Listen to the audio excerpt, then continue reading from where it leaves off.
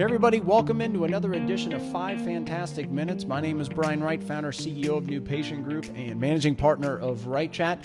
Excited to pick up where we left off from last week's 5 Fantastic Minutes and just dive into it a little bit deeper around that question of asking patients and committing yourself, holding yourself accountable to asking patients, how did everything go with us today? How was your experience today? And there's a couple things I'm going to add to it that actually brings it a little bit more in depth, that's going to help you even more than what we talked about last week. So if you didn't get a chance last week to watch, make sure you do that and then come back to this one. This one will be more impactful. As always, if you're watching this on our YouTube station, do us a favor, give us a nice thumbs up, like this video, subscribe to our YouTube station if you haven't. So going back to a little recap of last week was asking every patient, how did everything go with us? How was your experience? Things like that to show that you care, right? But also setting yourself up when the feedback is good to come back and ask for a 5-star review on Google, a video testimonial around what they just told you that they liked.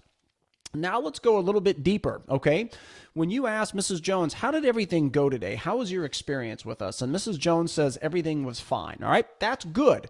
The problem is we have to dig more because it doesn't give you any specific feedback. So Mrs. Jones, thanks so much for that information. What did you enjoy most about your experience with us? All right, that is your follow-up question. Your follow-up question is because now she's going to give you more specifics. It could be Nancy in the back was awesome.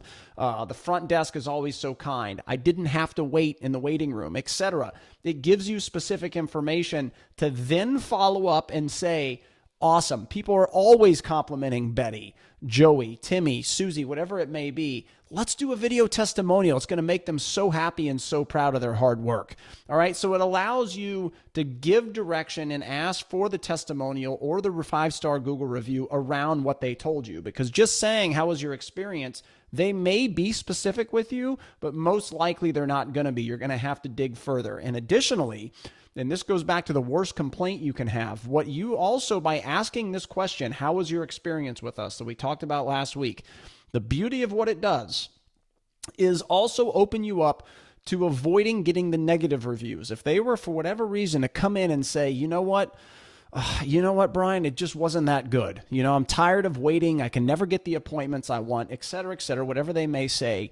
It gives you the ability to overcome that now, as opposed to them hitting the internet with it or telling 20 other moms or dads and you never knowing about it, okay? So you digging in gives you a more specific way to ask for the review and the testimonial, but it also, by you just asking, how was your experience, it sets you up to avoiding the worst complaint you could have, and that is the one you don't know about, okay? So avoid that bad review online or those negative comments around the community by just simply asking patients, how is everything going? How was your experience? Something so simple, yet hardly anybody does it. It's a way to make yourself unique. So remember, the lesson today, dive deeper so you get something specific from that patient that you can turn around and ask for the review about or video testimonial.